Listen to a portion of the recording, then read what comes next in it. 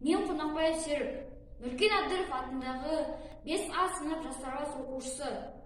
Мен сіздерге Мұқағали Мақатаевтың «Апырмай, туған жер-ай» деген өлең ұсынамын. Қабыл алыңыздар. Апырмай, туған жер-ай, теңдесер кім?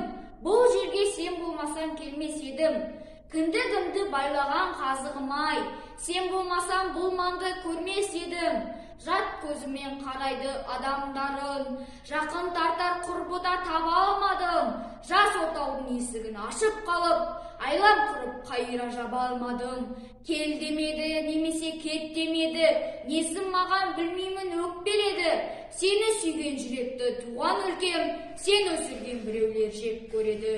Туған елім, көрмесем сағынамын, кетсем ізім өзінен табылады. Жасыра алмай үніңнің отауынан, ыстық маған атаның жанрағы.